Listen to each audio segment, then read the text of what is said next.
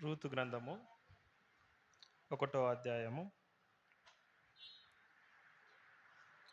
20 20వ వచనం. రూతు గ్రంథము 1వ అధ్యాయము 20వ వచనం. ఆమె సర్వశక్తుడు నాకు చాలా దుఃఖము కలుగజేసిన గనుక నన్ను నయోమి అనక మారా అనుడి. ప్రార్థన చేసుకుందాం. ప్రేమగల తండ్రి, కృప కలిగిన దేవా, మీకు వందనాలు, స్తోత్రాలు నాయన. తండ్రి, చదువుకున్న వాక్యాన్ని మీరు దీవించండి. తండ్రి, మా మధ్య మీరు ఉండి ప్రభా వినదగు చెవుల్ని, గ్రహించగల హృదయాన్ని మీరు మాకు అనుగ్రహించమని బ్రతిమాలుకుంటున్నాం. ప్రభా, నిలబడిన నేను నరుని ప్రభా, బలహీనున్నే. మీరు బలపరచండి, మీ ఆత్మతో నింపి మాట్లాడించండి. ఏ ఒక్కరు కూడా తండ్రి పుట్టు చేతులతో వెళ్ళక నాయన హృదయము నెమ్మది సమాధానంతో పొందుకొని పోవడానికి కృప చూపించమని యేసునామంలో అడుగుతున్నాం తండ్రి, ఆమేన్. అందరికీ యేసుక్రీస్తు నామంలో వందనాలు. ప్రియులారా, చదువుకున్న వాక్యం మనకు చాలా సుపరిచితమైన వాక్యం, అందరికీ బాగా తెలిసింది. చిన్నప్పటి నుంచి మనం సండే స్కూల్ నుంచి కూడా చాలాసార్లు విని ఉంటాం. ఒకసారి మళ్ళీ కొన్ని విషయాలు ఈ వాక్య భాగం నుంచి కొన్ని విషయాలు నేర్చుకుందాం. నయోమి గురించి మనకు తెలుసు. ఋతు గ్రంథం చాలా చిన్న గ్రంథం. ఫస్ట్ నుంచి లాస్ట్ వరకు చిన్న స్టోరీ లాగా చెప్పమన్నా కూడా ఎవరైనా చెప్తారు, అందరికి తెలిసిన వాక్య భాగమే. ఈ నయోమి ఈ ఋతు గ్రంథం అంతా ఎక్కడ జరిగింది? బెత్లెహేంలో మొదలైంది, మోయాబు వరకు వెళ్ళింది, మళ్ళీ మోయాబు నుంచి బెత్లెహేంకు ఒక చిన్న ఫ్యామిలీ వచ్చే వరకు ఈ గ్రంథం అంతా రాయబడి ఉంటుంది. నయోమి గారి భర్త పేరు ఏం పేరు?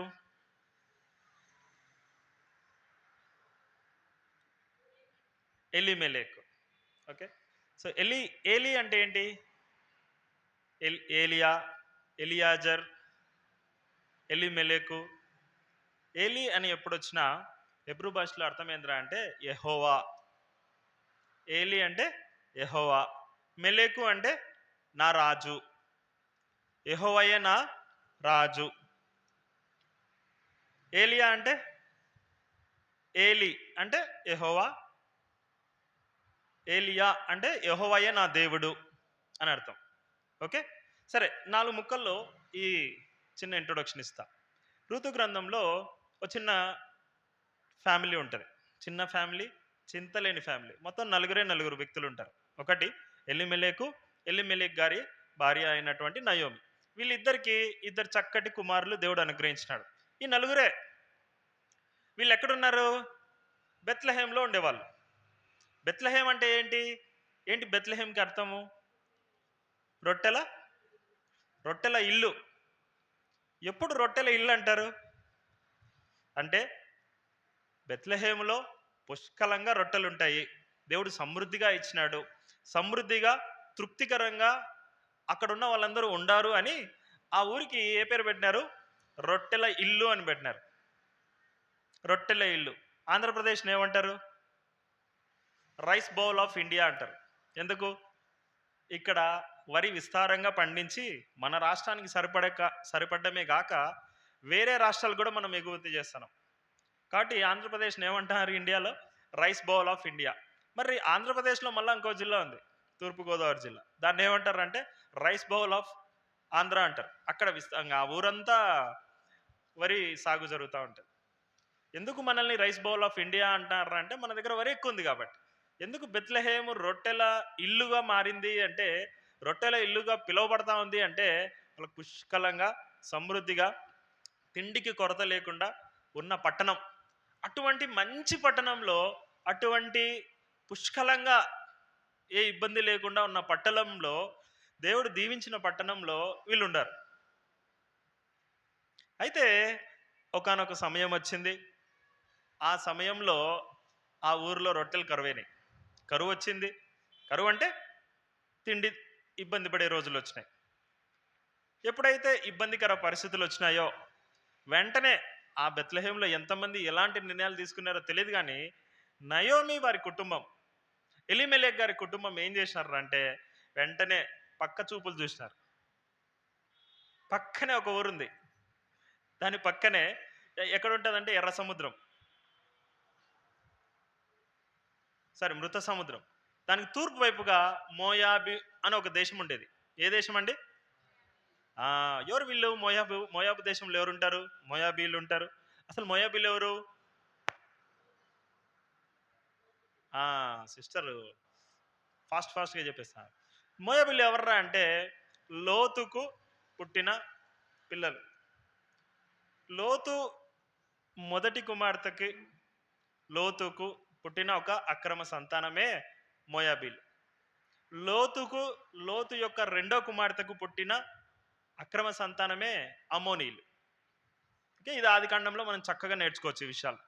అయితే ఎట్లా వీళ్ళు అక్రమంగా మోయాబు వంశస్థులందరూ వచ్చేసి మోయాబు దేశంలో సెటిల్ అయిపోయినారు. సో ఇప్పుడు ఉన్న ప్రాంతం ఏంద్రా అంటే జోర్డాన్. ఇస్రాయెల్ దేశంలో జోర్డాన్ అనే ప్రాంతం ఉంటుంది. అదొక చిన్న దేశం. ఇస్రాయెల్ మ్యాప్ మీరు చూస్తే మధ్యలో చిన్న చిన్న బిట్ ఉంటుంది. ఆ బిట్టుని జోర్డాన్ అంటారు. ఈ జోర్డాన్నే అప్పుడు మోయాబు దేశం. అయితే ఈ మోయాబు దేశానికి వెళ్ళినారు. ఎందుకు మోయాబు దేశానికి వెళ్ళినారు అంటే బెత్లెహేం నుంచి చూస్తుంటే మోయాబు పచ్చగా ఉంది, పుష్కలంగా అక్కడ వాళ్ళకి ఫుడ్ దొరుకుతూ ఉంది. అక్కడ ఏ పరిస్థితుల్లో, ఇక్కడ బెత్లెహేంలో పరిస్థితులు ఏంది? కరువు వచ్చింది. మోయాబు దేశం ఎట్లా ఉంది? పచ్చగా ఉంది, సమృద్ధిగా ఉంది, వాళ్ళకేం ఇబ్బంది లేదు. వీళ్ళేమో ఇబ్బందుల్లో ఉంటారు. వెంటనే వీళ్ళు ఏం చేసినారు? పెట్టబేడ సర్దేసినారు. లగేజ్ సర్దేసి మనం ఇంకా అస్సలు మనం వీడు పొరపాటుకు కూడా ఉండకూడదు, కమాన్ చలో ఎక్కడ పోదాం? మోయాబు దేశకు. మోయాబు దేశానికి వెళ్ళొచ్చా? అసలు వాళ్ళతో సాంగత్యం చేయొచ్చా? దేవుడు చేయమన్నాడా? వాళ్ళు సక్రమమైన వాళ్ళేనా? కాదు కదా. కానీ వెళ్ళిపోయినారు. దేనికోసం? ఇక్కడున్న పరిస్థితులు మంచిగా లేవని. ఓపిక లేదు, ఎదురు చూడడానికి ఓపిక లేదు. ఏం చేసి ఉండాలి? అప్పటి వరకు మనం చాలా సందర్భాల్లో ఎవరికి ఏ ఇబ్బంది వచ్చినా ఇప్పటికైనా కానీ మనం చేయాల్సింది ఒకటే, ప్రభుని అడగడం. కానీ ఇక్కడెక్కడ అది కనబడదు. సొంతంగా నిర్ణయం తీసుకున్నారు, బ్రహ్మాండంగా మోయాబు దేశానికి వెళ్ళిపోయినారు. మోయాబు దేశానికి కూడా వెళ్ళినారు. అక్కడ కూడా చాలా కాలం బాగానే ఉండింది. కొంతకాలం అయిన తర్వాత నయోమి గారి భర్త ఎలీమెలెకు చనిపోయిన తర్వాత అప్పటికైనా పరిస్థితులు చక్కగా ఉండాయని వాళ్ళు అనుకుంటా ఉంటారు. కొంతకాలం అయింది, 10 సంవత్సరాలు గడిచిన తర్వాత వాళ్ళ పిల్లలకి అక్కడే ఇంకొక తప్పు, అక్కడికి వెళ్ళడం ఒక తప్పు. మళ్ళీ రెండోది ఏంది? అక్కడే వాళ్ళతో మోయాబీలతో వీళ్ళు ఏం చేసుకున్నారు? సంబంధం పెట్టుకున్నారు. వాళ్ళ పిల్లలకి ఏం చేసినారు? పెళ్లి చేసినారు. ఎవరిని ఇచ్చి చేసినారు? 2 పిల్లలుంటే 2కి మోయాబీలని ఇచ్చి చేసేసినారు. బ్రహ్మాండంగా పెళ్లి చేసినారు. 10 సంవత్సరాలు అయింది, 2 కుమారులు చనిపోయినారు. ఇప్పుడు వాళ్ళ ఇంట్లో ఎంతమంది పోయినారు? ముగ్గురు. మగవాళ్ళు ఎవరు లేరు. ఇంకా ముగ్గురు. ఎంతమంది మిగిలినారు? ముగ్గురు మిగిలిన. ఎవరు? వాళ్ళంతా ఆడవారే మిగిలినారు. పోయిన వాళ్ళు ఎంతమంది? 4. మిగిలింది ఎంతమంది? ముగ్గురులో ఇక్కడ నుంచి పోయిన వాళ్ళల్లో ఎంతమంది ఉన్నారు? ఒకరే ఉండారు. బెత్లెహేం నుంచి పోయిన వాళ్ళల్లో ఎంతమంది మిగిలినారు? ఒకరే మిగిలినారు. అంటే స్టెప్ బై స్టెప్ స్టోరీలో ఒక్కొక్క వికెట్ పడతా ఉంది. అయినా వీళ్ళేం గమనించడంలా, అన్నీ బాగానే ఉన్నాయి అనుకుంటారు. ఒక సమయం వచ్చింది, ముగ్గురు చనిపోయిన తర్వాత అప్పుడు ఎందుకో నయోమి గారికి ఒక ఆలోచన వచ్చింది. మా ఊరు ఇది కాదు కదా. ఇప్పుడు గుర్తొచ్చింది ఊరు. ఎప్పుడు? వాళ్ళ ఇంట్లో వాళ్ళందరూ పోయిన తర్వాత. జరగాల్సిన నష్టం జరిగిపోయింది. వాళ్ళ కోడలను 2 పిలిచి, మీరు మోయాబు వాళ్ళే కాబట్టి మీరు ఈడే ఉండండి, మీరు ఈడే ఉండొచ్చు, నేను ఒక్కదాన్నే బస్ టికెట్ కొనుక్కొని ఊరిపోతా అని చెప్పింది.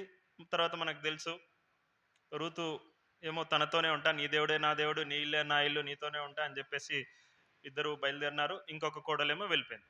సరే, ఇప్పుడు మనం చదువుబడిన వాక్యం దగ్గరకు వచ్చినాం. ఎప్పుడైతే బెత్లెహేములోకి ఎంటర్ అయినారో బెత్లెహేంలోకి ఎంటర్ అయితేనే అక్కడ కొంతమంది వీళ్ళని గుర్తుపట్టినారు. మనం కూడా ఇప్పుడు మనం చాలా సంవత్సరాల తర్వాత మనం పుట్టిన ఊరుకో, ఉన్న ఊరుకో, తెలిసిన ఊరుకో పోతే, ఏమ్మా మీరు పలానోళ్ళు కదా అని ఆడ అరుగు మీద కూర్చున్న వాళ్ళు ఉంటారు. పాపం వాళ్ళు శ్రద్ధగా అన్ని గమనిస్తూ ఉంటారు. వచ్చిపోయే వాళ్ళను, మంచి చెట్లు అన్ని అడుగుతూ ఉంటారు. అట్లనే ఎవరో పెద్ద మనుషులు ఇలా అడిగినారు, అమ్మా నువ్వు నయోమి కదా, నువ్వు నయం లాగానే ఉండవే అంటే, నేను నయోమినే, అయితే మీరు నన్ను నయోమి అని పిలవకూడదు. ఎందుకంట? అక్కడ రాసింది చూడండి ముందు వచనంలో. వారు బెత్లెహేమునకు వచ్చినప్పుడు ఆ ఊరి వారందరూ వారి యొద్దకు గుంపు కూడి వచ్చి, ఆమె నయోమి కదా అని అనుకొనుచుండగా అనుకుంటారు. అంతలో ఏమని చెప్పింది? ఆమె సర్వశక్తుడు నాకు చాలా దుఃఖము కలుగజేసాను. ఎవరు కలుగజేశారంట చెప్పండి? ఎవరు కలుగజేసినారు? ఎవరు పొమ్మన్నారు వీళ్ళను? ఎవరు పొమ్మన్నారండి? దేవుడి మాట వినిపోయినారు వీళ్ళేమన్నా? అబ్రహాంకి దేవుడు చెప్పినాడు, నువ్వు వెళ్ళు, నేను చూసుకుంటా అన్నాడు. అబ్రహాం పోయినాడా? అబ్రహాంకు ప్రతి విషయంలో దేవుడు తోడుగా ఉన్నాడా? ఉన్నాడా లేడా? మోషేని నువ్వు నడిపించు అన్నాడు. 40 సంవత్సరాలు ఎన్నో ఇబ్బందులు వచ్చినాయి. దేవుడు తోడుగా ఉన్నాడా? ఉన్నాడా లేడా? అయితే వీళ్ళు సొంత నిర్ణయాలతో దేవుని యొద్ద సంభాషించకుండా, దేవుని అడగకుండా, ఏది లేకుండా సొంతంగా వీళ్ళు అనుకున్నారు, ఈడ ఇబ్బందిగా ఉంది, ఈడ కరువు వచ్చింది, మనం ఆడికి పోదాం అనుకున్నారు, పోయినారు. ఆడ పెళ్లి చేసుకున్నారు, బ్రహ్మాండంగా ఉన్నారు. ఇప్పుడు ఆడ ఇబ్బంది అయింది, ఇప్పుడు ఎక్కడికి వస్తారు? మళ్ళీ బెత్లెహేంకి వస్తారు. బెత్లెహేంకి రావడం కాదు, మళ్ళీ ఎవరి మీద బ్లేమ్ వేస్తారు? దేవుడు నాకు ఏం చేశాడంట? చాలా దుఃఖము కలగజేసిన గనుక నన్ను నయోమి అనక మారా మారా అని పిలవండి అంటుంది. మారా అని పిలవాలంటే పేరు మార్చుకుంటా నేను ఈరోజే. ఇప్పుడు నుంచి నేను పోయేటప్పుడు నయోమిగా పోయినా, నయోమి అంటే అర్థమైందో తెలుసా? అందమైన, బ్యూటిఫుల్ అని. నా జీవితం బ్యూటిఫుల్గానే ఉన్నింది పోయేటప్పుడు, ఇప్పుడు వచ్చేటప్పటికి బ్యూటిఫుల్గా లేదు. ఇప్పుడు నా జీవితం అందంగా లేదు. ఇప్పుడు నా జీవితం ఎలా ఉందంటే మారాలాగా ఉంది. మారా అంటే ఏంది? చేదు. ఈ స్టోరీ ఎక్కడుంది? నిర్గమాకాండానికి వెళ్దాం. నిర్గమాకాండము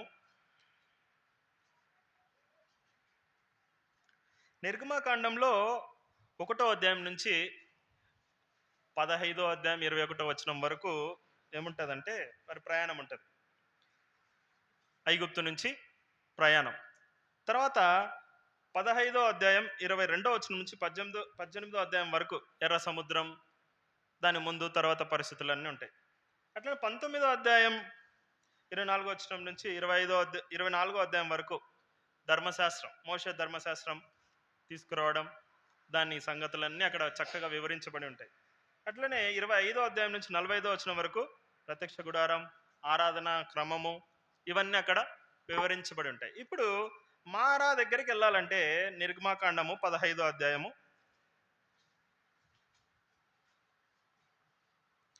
నిర్గమాకాండము 15వ అధ్యాయం.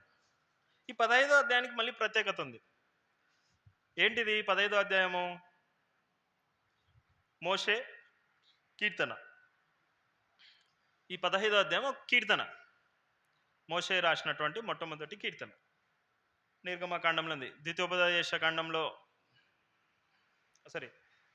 నిర్గమాకాండం 15వ అధ్యాయం మోషే గారు రచించినటువంటి మొట్టమొదటి కీర్తన. ఈ 15వ అధ్యాయానికి వచ్చినప్పటికి వాళ్ళంతా పరిస్థితి ఎట్లుందంటే ఎర్ర సముద్రాన్ని జస్ట్ దాటేసినారు. ఎర్ర సముద్రానికి ముందు పరిస్థితి ఏంది?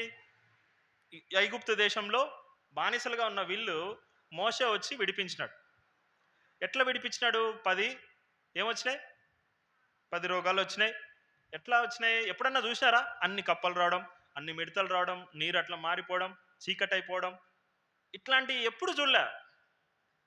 అంత గొప్పగా అన్ని గొప్ప అద్భుతాలు చేసినాడు దేవుడు. ఆయన మహిమను కనపరుచుకోవడానికి ఫరో హృదయాన్ని ఏం చేసినాడు? కఠినపరిచినాడు. కఠినపరిచి ఇన్ని గొప్ప అద్భుతాలు 1 by 1, గ్యాప్ లేదు పెద్దగా, 1 by 1 ఫటాఫట్ ఫటాఫట్ ఫటాఫట్ అన్ని అద్భుతాలు వరుసగా చూశారు. మన దేవుడు ఎంత గొప్పవాటరా! ఎన్ని మాటలు మాట్లాడుకుని ఉంటారో. పక్కన వాళ్ళందరినీ కప్పలు ఇబ్బంది పెడుతున్నాయి, పక్కన వాళ్ళందరినీ మిడతలు ఇబ్బంది పెడుతున్నాయి, వీళ్ళు మాత్రం ప్రశాంతంగా ఉంటారు. అంతవరకు ఎట్టున్నారు? వాళ్ళు కొరడాలతో కొట్టించుకునే వాళ్ళు, తిడితే తిట్టించుకునే వాళ్ళు, ఇంట్లో పని చేసేవాళ్ళు, బయట రోడ్డు మీద ఎక్కడ చేసినా పని పని పని అని ఉండేవాళ్ళు. ఇప్పుడు ప్రశాంతంగా వాళ్ళందరూ ఇబ్బంది పడుతుంటే చూసి అర్రెర్రే ఏముందిరా సీను, దేవుడు మనల్ని ఎంత మంచిగా పెట్టినాడు చూసినావు, మనల్ని ఇంతవరకు ఇంత టార్చర్ పెట్టినారు కదా, మమ్మల్ని వదిలిపెట్టమంటే వదిలిపెట్టడంలే కదా అని అనుకుంటా ఉంటారు కదా. అయితే అన్నీ చూసినారు. ఆ నుంచి సరే పరిస్థితులు కొంచెం ముందుకెళ్ళినాయి. ఫరో ఒప్పుకున్నాడు. అక్కడ నుంచి బయలుదేరి ప్రయాణమే వెళ్ళిపోతూ ఉంటాం. ఏమొచ్చింది అడ్డము? ఏమొచ్చిందండి? సముద్రం అడ్డం వచ్చింది. సముద్రం అడ్డం వస్తానే సీన్ మళ్ళీ రివర్స్ అయిపోయింది. అప్పటి వరకు బ్రహ్మాండంగా వాళ్ళ ఐగుప్తు దేశంలో ఉండే విలువైనటన్నీ తీసుకొని బ్రహ్మాండంగా అందరూ బయలుదేరి మేకలు, గొర్రెలు, అవి ఇవి అన్నీ తీసుకొని అందరూ బయలుదేరి పోతా ఉంటే ఎదురుగా ఏం అడ్డం వచ్చింది? ఎర్ర సముద్రం అడ్డం వచ్చింది. వెనకలు ఎవరు ఉండారు?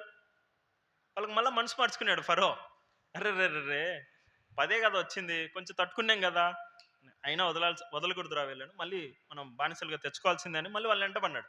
ఎప్పుడైతే వెంటబడినాడు, వెనకల ఐగుప్తీయులు, ముందర ఎర్ర సముద్రం. మీకు మీరు మీరు ఇమాజిన్ చేసుకోండి, ఈ సందర్భము మన ఎదురుగా పెద్ద కంటికి కనబడినంత పెద్ద సముద్రం ఉంది, వెనకల దొరికితే దొరికినట్టు చంపేసే సైన్యం ఉంది. దేవుడు ఏం చేసినాడో తెలుసా? దూతను, ముందున్న దూతను వెనక్కి పంపించినాడు, ముందున్న మేఘాన్ని వెనక్కి పంపించినాడు. ఎందుకు? వెనకలు ఎవరు ఉండారు? ప్రమాదం ఉంది, సముద్రం ఏం చేయదు వీళ్ళని. కానీ వెనకల వాళ్ళు ఎవరు? వాళ్ళ వల్ల మీకు ప్రమాదం లేదు, నేనుండా అని భరోసా దేవుడు ఇచ్చినాడు. అయినా కూడా వీళ్ళు ఏం చేస్తున్నారు? గొనుగుతున్నారు. ఏమని గొనుగుతున్నారు? మీరు 14 అధ్యాయంలో చూస్తే ఉంటుంది. ఫరో సమీపించుచుండగా ఇశ్రాయేలీయులు కన్నులెత్తి ఐగుప్తీయులు తమ వెనుక వచ్చుట చూచి మిక్కిలి భయపడి యెహోవాకు మొరపెట్టిరి. అంతటా వారు మోషేతో, ఐగుప్తులో సమాధులు లేవని ఈ అరణ్యంలో చచ్చుటకు మమ్మను రప్పించితివా? మమ్మను ఐగుప్తులో నుండి బయటకు రప్పించి మమ్మను ఇట్లు చేయనేలా? మా జోలికి రావద్దు, ఐగుప్తీయులకు దాసుల మగుదమని ఐగుప్తులో మేము నీతో చెప్పిన మాట ఇదే కదా. మేము ఈ అరణ్యమందు చచ్చుట కంటే ఐగుప్తులకు దాసులు మగుటే మేలని చెప్పిరి. ఎవరికి చెప్తున్నారు? మోషేకి చెప్తున్నారు. అరే, మేము బానిసలు కొనింటేనే బాగుండింది మా బతుకు, నువ్వు ఊరికి మమ్మల్ని ఇక్కడ తీసుకొచ్చి మమ్మల్ని ఇరికిచ్చేసినావు, మమ్మల్ని ఇప్పుడు చంపేస్తారు, భయపడుతున్నారు. దాని ముందు ఫస్ట్ మాట ఏముంది? నేను చదివిన దాంట్లో వాళ్ళు యెహోవాకు మొరపెట్టినారు, కానీ దేవుడు ఏం చెప్పాలో ఆలోచించి లేదా వెయిట్ చేసేంత గ్యాప్ కూడా ఇవ్వడంలే. వెంటనే ఏం చేసినారు? మోషే దగ్గర పోయినారు. మోషే దగ్గర పోయి మోషేతో పంచాయతీ పెట్టినారు. మమ్మల్ని ఎందుకు తీసుకొచ్చినావు? బుద్ధి ఉందా లేదా? మేము ఆన్నే చెప్పినాం కదా, చంపేస్తావా? సమాధులు లేవనుకున్నావా? దానికన్నా ఆడ బ్రతికి ఏదో ఎట్లా ఒకట బతికేవాళ్ళం కదా బానిసలు కన్నా అని మాటలు అంటే ఆ కింద మాటలు ఉంటాయి. అందుకు మోషే, భయపడకుడి, యెహోవా మీకు నేడు కలుగజేయు రక్షణ మీరు ఊరక నిల్చుండి చూడుడి. మీరు నేడు చూచిన ఐగుప్తులు ఇక మీదట మీరు ఎన్నడూ చూడరు అని చెప్పినాడు.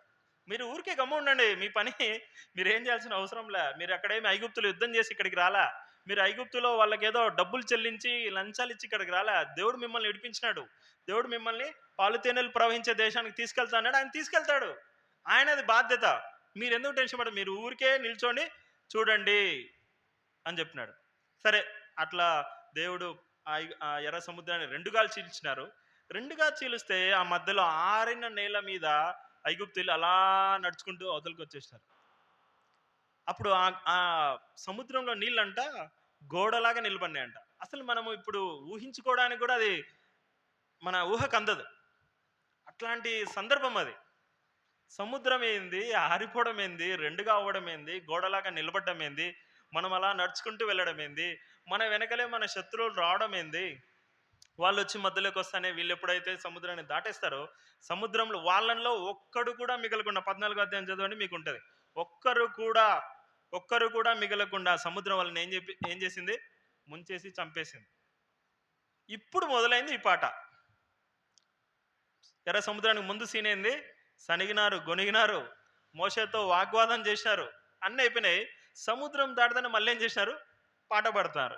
15వ అధ్యాయం 1వ వచనం చూడండి. అప్పుడు మోషేయు ఇశ్రాయేలును యెహోవాను గురించి కీర్తన పాడిరి. ఇప్పుడు పాటలు వచ్చినాయి. దాంట్లో ఆ 15వ అధ్యాయం అంతా చదివితే మీకు అర్థమైంది. యెహోవాయే నా బలము, నా గానము, ఆయన నాకు రక్షణ ఆయను, ఆయన నా దేవుడు, ఆయనను వర్ణించేదను, ఆయన నా పితరుల దేవుడు. ఇవన్నీ ఇప్పుడు గుర్తొస్తున్నాయి. ఎప్పుడు? సముద్రం దాటాక. సేమ్ మనం అట్నే ఉంటాం. సమస్య వచ్చినప్పుడు చూడాలా, దేవుడిలా, బైబిల్లా, పాస్టర్ అయ్యలా, ఎవర్లా. సమస్య పోయినప్పుడు చూడాలా, అన్నీ బాగుంటాయి, దేవుడు నాకు కారు ఇచ్చినాడు, అంతా ఓకే, దేవుడు మంచి జాబ్ ఇచ్చినాడు, అంతా ఓకే. కానీ సమస్య వచ్చినప్పుడు దేవుని దగ్గర పోం. అప్పుడు మన బ్రెయిన్ పనిచేస్తూ ఉంటుంది మనకి ఎక్కువ.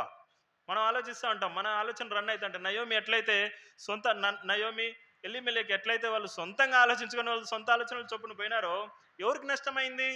నయోమి కుటుంబానికి నష్టమైంది. దేవునికా? బెత్లెహేంకా? కాదు. ఇప్పుడు వీళ్ళు కూడా ఎర్ర సముద్రాన్ని దాటి వచ్చేసినారు, పాట పాడతారు. ఇంకా మీరు చూస్తే 20వ వచనం, మరియు అహారోను సహోదరులు ప్రవక్తియునగు మిరియాము తంబురను చేత పట్టుకొనెను, స్త్రీలందరూ తంబురతో నాట్యముతోనూ ఆమె వెంబడి వెళ్ళగా. ఏం చేస్తున్నారు? ఇంకా మర్చిపోయినారు, మర్చిపోయి డాన్స్ కూడా వేస్తున్నారంట, నృత్యం వేసుకుంటా పోతానంట, వాయిద్యాలు వాయిస్తున్నారు, నృత్యం చేస్తున్నారు. ఎవరిని మహింపరుస్తున్నారు? దేవుని మహింపరుస్తున్నారు. ఎప్పుడు? అద్భుతం జరిగినప్పుడు. అద్భుతాలు జరిగినప్పుడు అందరికి ఇట్నే ఉంటుంది, అన్నీ ఉంటాయి బ్రహ్మాండంగా. ఆ తర్వాత ఈ పాట పాడతా పాడతా, పాఠంగా అయిపోయిందో లేదో కూడా నాకు తెలియదు, ఇక లేదు. అట్లా అట్లా అట్లా పాడతా పాడతా 22వ వచనంలోకి వస్తే, మోషే ఎర్ర సముద్రం నుండి జనులను సాగ చేయగా వారు షూరు అరణ్యంలోకి వెళ్ళి, ఎక్కడ పోయినారండి? మళ్ళా సిచ్యువేషన్ మళ్ళీ మారిపోయింది. సముద్రం నుంచి బయటకు వచ్చినారు. బయటికి పాడతా పాడతా పాడతా అట్లా వస్తే మోషే వాళ్ళని ఎక్కడ తీసుకుపోయినారు? షూరు అరణ్యంలోకి తీసుకుపోయినారు. షూరు అరణ్యంలోకి పోతేనే దానిలో 3 దినములు నడిచిరి. ఎన్ని రోజులండి ప్రయాణం చేసిన వాళ్ళు? 3 దినాలు నడిచారు. నడిచిరి, అచ్చట వారికి నీళ్లు దొరకలేదు. అంతలో వారు మారాకు చేరిరి. మారా అంటే ఏంది? ప్రదేశం.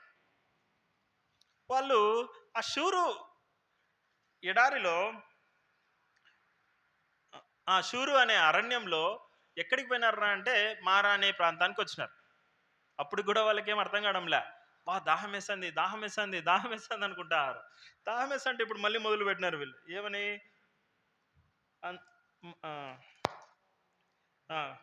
మారా నీళ్ళు సారీ 22. మోషే ఎర్ర సముద్రం నుండి జనులను సాగ చేయగా వారు షూరు అరణ్యంలోకి వెళ్ళి దానిలో 3 దినములు నడిచిరి. అచ్చట వారికి నీళ్లు దొరకలేదు. అంతలో వారు మారాకు చేరిరి. మారా నీళ్లు చేదైనవి గనుక వారు ఆ నీళ్లు త్రాగలేకపోయిరి. అందువలన దానికి మారా అను పేరు కలిగెను. ప్రజలు మేమేమి త్రాగుదుమని మోషే మీద సనుగు కొనగా అతడు యెహోవాకు మొరపెట్టెను. ఇప్పుడు మళ్ళీ ఏమైపోయింది?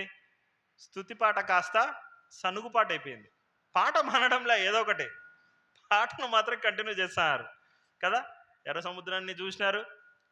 అసలు ఎప్పుడైనా వినింటారా? సముద్రం 2 అవుతుంది, మేము మధ్యలోంచి పోతుంటాం, ఆ పక్క ఈ పక్క గోడలుగా నిలబడుతుంది, నా శత్రువులంతా దేవుడు అట్లా ముంచే, ఎప్పుడన్నా అనుకునింటారా?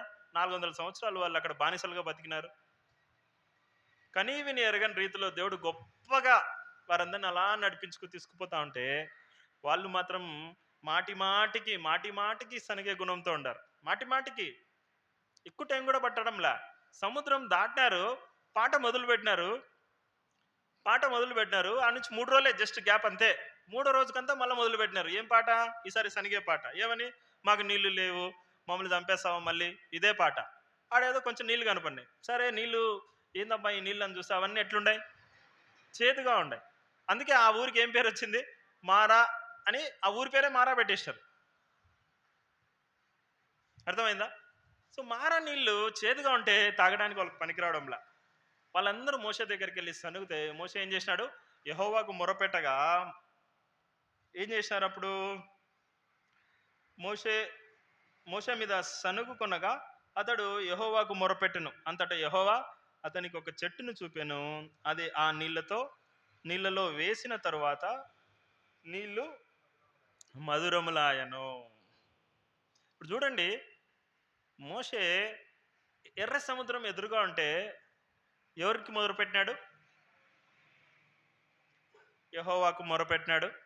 దేవుడు వాళ్ళకి దారి చూపించినాడు. ఇదంతా మంది చూసినారా? ఇది అందరి కళ్ళ ముందరే జరిగిందా? సముద్రం దాటి బయటకు వచ్చినారు, మంచిగా పాటలు పాడినారు. దేవుని ఆ మాటలు వింటే నిజంగా వీళ్ళు ఎంత భక్తిపరులో, వీళ్ళని మించిన వాళ్ళు ఎవరన్నా ఉంటారా అనిపిస్తుంది. యెహోవా యుద్ధశూరుడు, యెహోవా ఫరో రథములను అతని సేనలను సముద్రంలో పడదోసెను. 4వ వచనం 15వ అధ్యాయం. ఈ అధ్యాయం అంతా ఇట్టే ఉంటుంది. ఎక్కడ లేని పొగడతలు అన్ని నిజాలే, అబద్ధం ఏం కాదు వాళ్ళు చెప్పింది. 5వ అధ్యాయం. అగాధ జలములు వారి కప్పెను, వారి రాతి వలె అడుగంటిపోయిరి. యెహోవా నీ దక్షిణాస్తము బలమంది అతిశయించును. యెహోవా నీ దక్షిణాస్తం శత్రువుని చిత్తకగొట్టెను. నీ మీదికి లేచి వారిని నీ మహిమాతిశయముల వలన అణిచివేయదు. ఎంత బాగా అన్నీ చెప్పినారు, కానీ నీళ్లు 3 రోజులు లేకపోయేసరికి పరిస్థితి అడ్డం తిరిగింది. మళ్ళీ సనిగినారు. ఇప్పుడు మళ్ళీ ఏం చేస్తున్నాడు మోషే? యెహోవాకు మొరపెట్టగా వీళ్ళు చూసినారు ఎర్ర సముద్రం ముందు. మోషే ఏం చేసినాడు? మాకు సముద్రం అడ్డం వచ్చినప్పుడు యెహోవాకు మొరపెట్టి, మరి వీళ్ళు ఏం చేయొచ్చు? ఇప్పుడు ప్రాక్టికల్గా అందరి ముందర జరిగిన విషయమే కదా. ఇప్పుడు ఏం చేయాలి? వీళ్ళు యెహోవాకు మొరపెట్టాలా. 3 రోజుల్లో మర్చిపోయినారు వీళ్ళు. మళ్ళీ యెహోవాకు మొరపెట్టకుండా మళ్ళీ ఎవరి దగ్గరకు వచ్చి సనుగుతున్నారు? మోషే దగ్గరకు వచ్చి సనుగుతున్నారు. ఎందుకు? మనం ఎందుకు అడగకూడదు దేవుణ్ణి? మనం మాత్రం ప్రార్థన చేయం, మనం మాత్రం పద్ధతిగా ఉండం, మనం మాత్రం వాక్యం చదవం. అయ్యా నా కోసం ప్రార్థన చెయ్యా, అయ్యా నా కోసం ప్రార్థన చెయ్యా, అమ్మ నా కోసం ప్రార్థన చేయమ్మా. ఎలా వింటాడు దేవుడు? ఎందుకు వినాలి చెప్పండి? నీలో మార్పు లేనప్పుడు, నీలో దేవుణ్ణి అడిగే గుణం లేనప్పుడు, నీలో దేవుడు నీ కోసం చేయగలుగుతాడన్న నమ్మకం లేనప్పుడు ఎందుకు చేయాలి నీకు చెప్పండి? మనం సంఘంగా ఎందుకు కూడుకుంటాం? ఒకరు బలహీనమైతే ఇంకొకరు బలపరుస్తారని, ఒకరినొకరు విశ్వాసంలో మేల్కొల్పుకుంటామని, హెచ్చరించుకుంటామని, పలకరించుకుంటామని, కలిసి ఆరాధిస్తే బలమని. ఇక్కడ ఇద్దరు ముగ్గురు కూడి నా నామాన్ని స్మరిస్తారు అక్కడ నేను ఉంటానని చెప్పిన ప్రభు మనతో ఉంటాడని. అంతేగాని సింగిల్గా ఉన్నప్పుడు ప్రార్థన చేయొద్దు, అడగద్దు, మీరు ధ్యానించొద్దు అని కాదు. ఓకే. సో మారా నీళ్లు ఎలా అయినాయి? మధురమైనవి. ఎలా మధురమైనవి? దేవుడు ఒక సొల్యూషన్ ఇచ్చినాడు. ఏమి ఇచ్చినాడు? అతడు యెహోవాకు మొరపెట్టెను, అంతటి యెహోవా అతనికి ఒక చెట్టును చూపెను. అది ఆ నీళ్ళలో వేసిన తర్వాత నీళ్లు మధురములాయను. ఏం చేసినారు? అక్కడ ఉన్న నీళ్ళలో దేవుడు ఒక చెట్టు చూపించి, అదో ఆ చెట్టు కనబడింది కదా, ఆ చెట్టుని తీసుకొచ్చి దాంట్లో వేసేయి. ఇమ్మీడియట్గా ఏమైపోతుంది? బిస్లరీ వాటర్ అవుతుంది అన్నాడా? మధురంగా అయిపోతే తాగేసండి, ఏం కాదన్నాడు. ఏం చేశారు? ఏదైతే దేవుడు చెప్పినాడో ఆ పని చేసినారు. ఆ చెట్టుని తీసుకొచ్చినారు, ఆ నీళ్ళల్లో వేసినారు. వెంటనే నీళ్ళు ఏమైనాయి?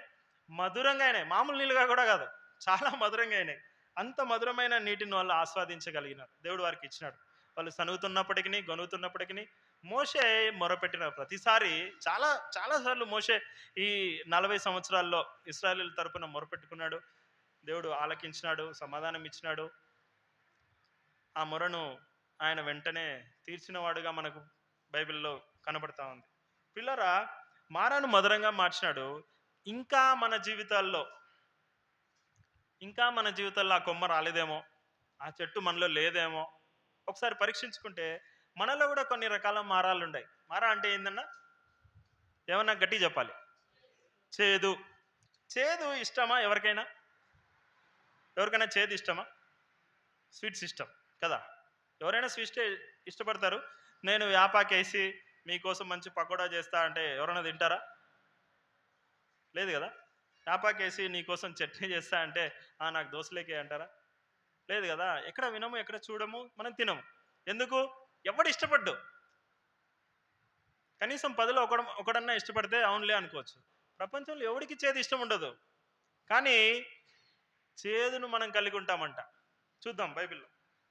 హెబ్రీ పత్రిక 12వ అధ్యాయం 5వ వచనం. హెబ్రీ పత్రిక 12.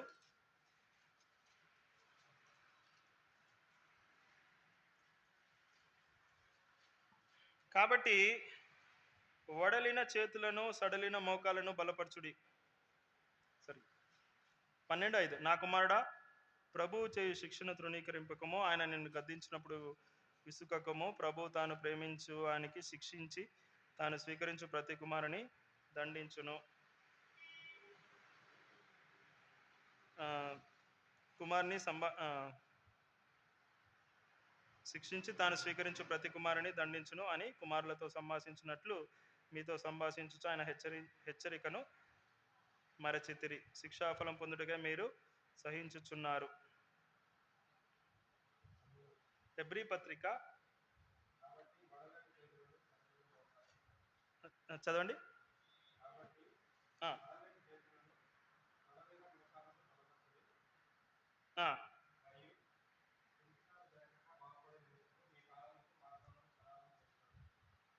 ఓకే సరే. అట్లనే ఇర్మియా 4వ అధ్యాయం 18వ వచనం చూద్దాం.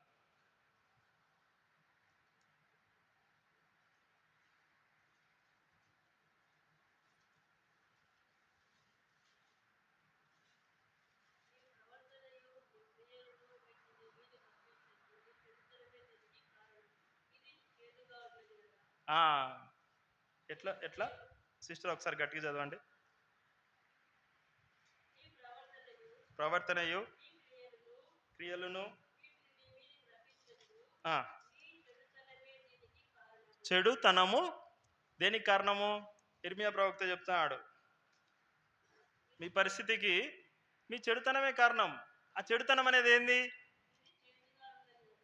ఎట్లుందంట అది? చాలు చాలు సిస్టర్. ఎట్లుందంట అది? ఏం చేదు ఇది? ఏ రకమైన చేదు?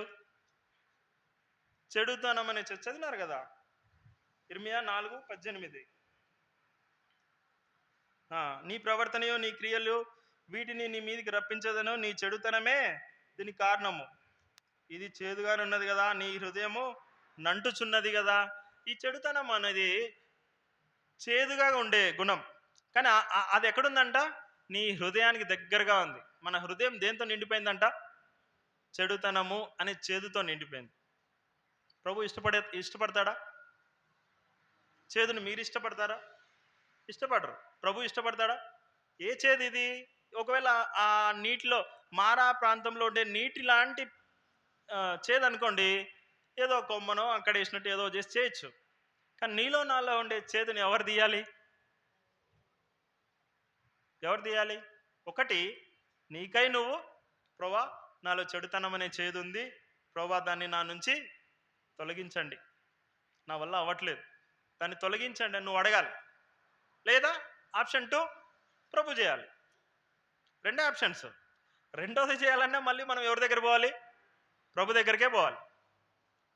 కాబట్టి ప్రభు మాత్రమే మనలో ఉండే చెడుతనాన్ని తీయగలుగుతారు. ఇంకో రకమైన చేదుతనాన్ని చూద్దాం. అపోస్తుల కార్యాలు 8:23.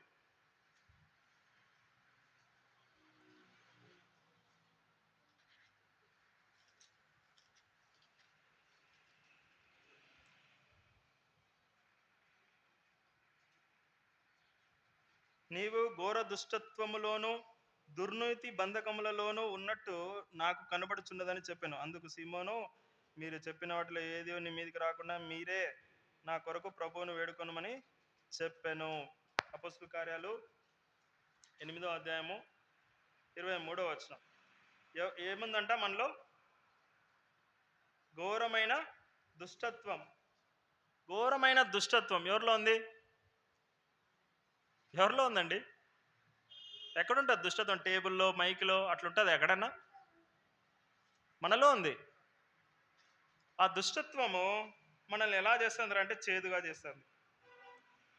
నీవు ఘోర దుష్టత్వములోను దుర్నీతి బంధకములలోను ఉన్నట్లు నాకు కనబడుచున్నదని చెప్పాను. అందుకు సీమోను, మీరు చెప్పిన వాటిలో ఏది నా మీదకి రాకుండా మీరే నా కొరకు ప్రభువును వేడుకొనమని చెప్పాను. దుష్టత్వం అనే చేదు మనలో ఉంటుంది. మనకు తెలీదు మనం అవతల వాళ్ళతో ఎట్లా ప్రవర్తిస్తానము అని. మనకు తెలీదు అవతల వాళ్ళ గురించి మనం ఎలా ఆలోచిస్తానము అని. మనకు తెలీదు మన మన మన ఆలోచన విధానాలు ఎంత చేదుగా ఉన్నాయని. మనం అనుకుంటాం మనది రైట్ అని, కానీ ప్రభు సన్నిధిలో అది తప్పే. మనం అనుకుంటే కాదు, తప్పు ఎప్పుడు తప్పే. దుష్టత్వం అనే చేదు ఒకవేళ మనలో ఉంటే ఈరోజు పరీక్షించుకొని దాని గురించి ప్రభు సన్నిధిలో అంగీకరించి ఆయన వేడుకుందాం. అట్లనే యాకోబు పత్రిక 3:14.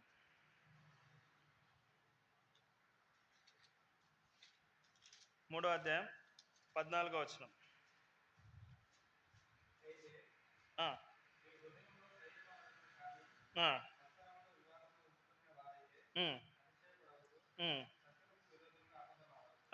ఆపండి.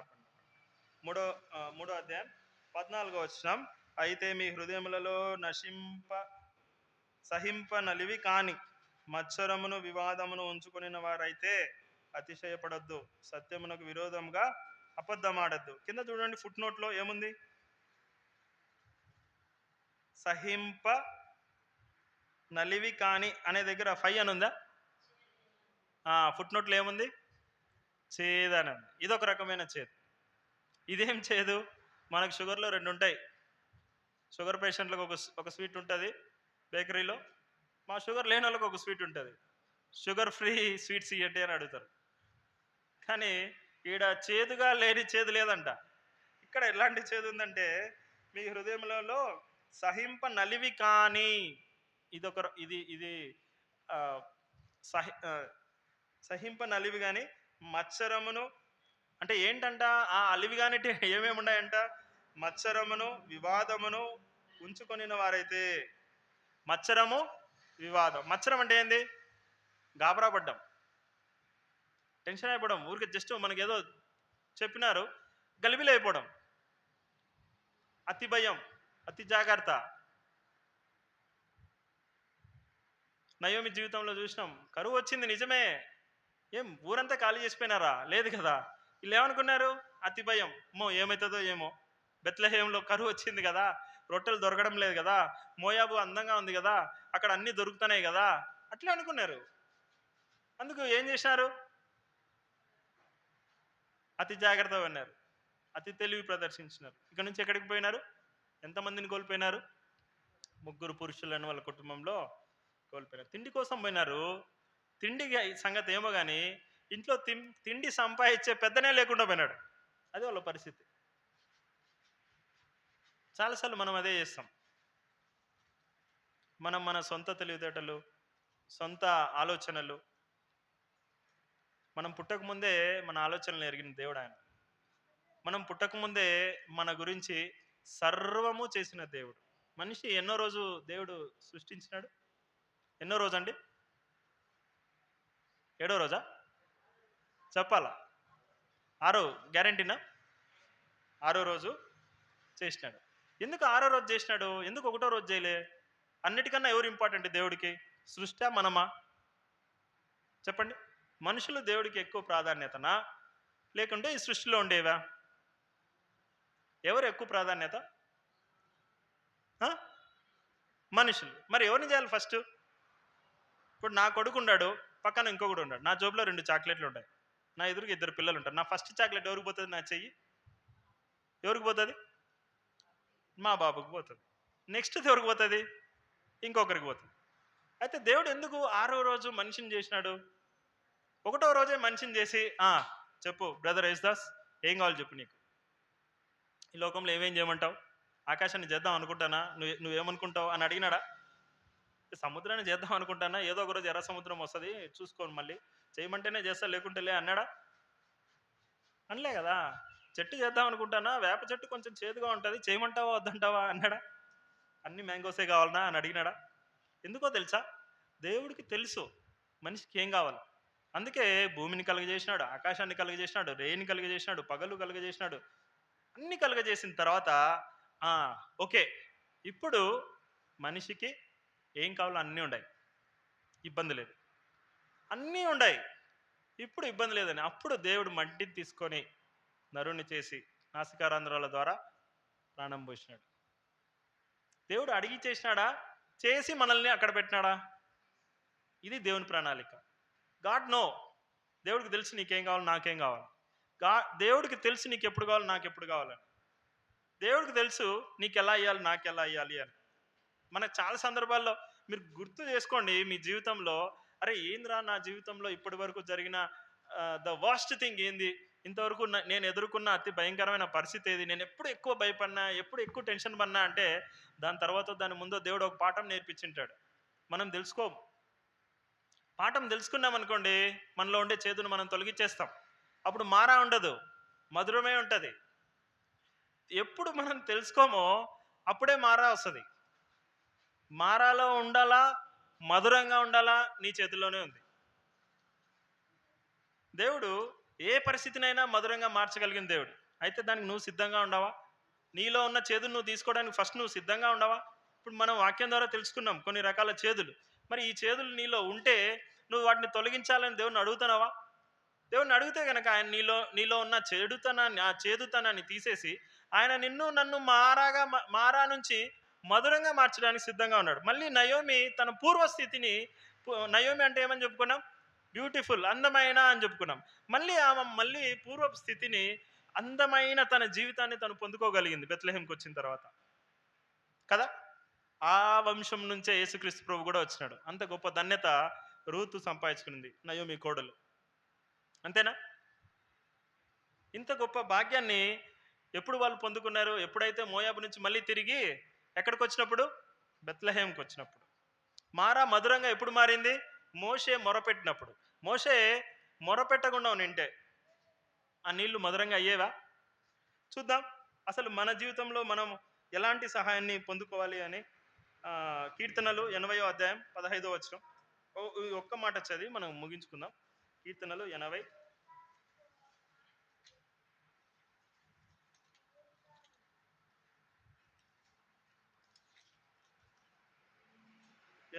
అధ్యాయం 15వ వచనం. నీ కుడి చెయ్యి నాటిన మొక్కను కాయము, నీ కొరకు నీవు ఏర్పరచుకొనిన కొమ్మను కాయము. ఎవరా మొక్క, ఎవరా కొమ్మ? చెప్పండి. ఎవరా మొక్క? ఎవరు నాటారంటే ఈ కొమ్మను? తండ్రి అయిన దేవుడు. ఎవరా కొమ్మ, ఎవరా మొక్క అంటే యేసుక్రీస్తు ప్రభు. మారాలంటే మన జీవితాల్లో మధురం అవ్వాలరా అంటే మన హృదయాల్లోకి ఎవరు రావాలా? ఈ కొమ్మ రావాలా, ఈ మొక్క రావాలా. ఆ రోజు మోషే ఏం చేసినాడు? ఆ చెట్టును తీసుకొచ్చి అందులో వేస్తేనే ఆ చేదంతా పోయింది, నీరంతా పరిశుద్ధంగా అయిపోయింది, చక్కగా మధురంగా తాగడానికి యోగ్యంగా మారిపోయింది. అంతవరకు ఆ నీళ్ళు ఎవరు తాగేవాళ్ళు కాదు, ఆడెవరు ఆగేవాళ్ళు కాదు, ఆ పక్కకు కూడా చూసేవాళ్ళు కాదు. ఎందుకు? అందరికీ తెలుసు అది చేదు అని, అది పనికిరాని నీళ్ళు అని, ఆ ప్లేస్ అంతా వరస్ట్ అని అందరికీ తెలుసు. కానీ సడన్గా ఎప్పుడైతే ఆ మొక్క నీళ్ళలోకి వచ్చిందో ఆ నీళ్ళు ఎట్లా మారిపోయినాయి? మధురంగా మారిపోయినాయి. అట్లనే నీ జీవితం, నా జీవితం కూడా యోగ్యంగా మారాలంటే, ఉపయోగకరంగా మారాలంటే, ఫలభరితంగా మారాలంటే ఏం చేయాలి? మొక్క మన జీవితంలోకి, మన హృదయంలోకి రావాలి. ఎవరు ఆ మొక్క అంటే కీర్తనలు 80 అధ్యాయం 15వ వచనంలో మనం చూసుకున్నట్టు దేవుడు, తండ్రి అయిన దేవుడు నాటిన కొమ్మ. ఆ కొమ్మ మన జీవితాల్లో, మన హృదయంలోకి వచ్చినప్పుడు మనం కూడా మన జీవితాలు ఎలా మారతాయంట? మధురంగా మారతాయి. నిజంగా ప్రియులారా, మీ జీవితం మారాలి, ఇంకా మీరు మారలాగే ఉండారు, ఇంకా మారలేదు అంటే ఒకసారి మిమ్మల్ని మీరు పరిశీలించుకుందాం, మనల్ని మనం పరిశీలించుకుందాం. ప్రతి క్షణము క్రైస్తవుడు చేయాల్సిన అతి ప్రాముఖ్యమైన వాటిలో ఎట్లయితే షుగర్ పేషెంట్లు రెగ్యులర్గా పోయి బ్లడ్ టెస్ట్ చేయించుకుంటూ ఉంటారో మనం కూడా మనల్ని మనం పరిశీలించుకుంటూ ఉండాలి, ఒకసారి చెక్ చేసుకుంటూ ఉండాలి. నిన్న ఏం జరిగింది, ఈరోజు ఏం జరిగింది, నేను వాక్యానుసారంగా ఉండానా? అందుకే బైబిల్ చదవడం చాలా చాలా చాలా చాలా ప్రాముఖ్యమైన అంశం. బైబిల్ ఎట్లా మనకి ఉపయోగపడుతుందంటే అద్దంలాగా. నువ్వు అందంగా ఉండవా, లేవా, పౌడర్ కొట్టుకోవాలన్నా వద్దా, చెమట పట్టినావా, నువ్వు ఎట్లుంటే అట్టే చూపిస్తుంది అద్దం. మీరు నన్ను అడిగినారనుకోండి, మేబీ నేను మిమ్మల్ని ఇంప్రెస్ చేయడానికి లేదు బ్రహ్మాండంగా ఉండవు, నీకేం బా అంట. కానీ అద్దం ఎప్పుడైనా అట్లా చెప్తుందా? అద్దం ఏది ఉందో అదే చెప్తుంది. వాక్యం కూడా అద్దం లాంటిదే. నీకు ఏది అవసరమో సమాధానం ఇస్తుంది. వాక్యంతో మనల్ని మనం పరిశీలించుకోవాలా. షుగర్ పేషెంట్ బ్లడ్ టెస్ట్ చేసుకుంటా ఉన్నట్టు ప్రతిరోజు మనం వాక్యంతో మనము అనుసంధానం అవుతూ ఉండాలి. ఎప్పుడైతే అట్లయితామో దేవుడితో మనకు సంబంధం పెరుగుతుంది. మనం మారగా స్థితి నుంచి మధురంగా మారిపోతాం. దేవుడు కొన్ని మాటలు దీవించును గాక.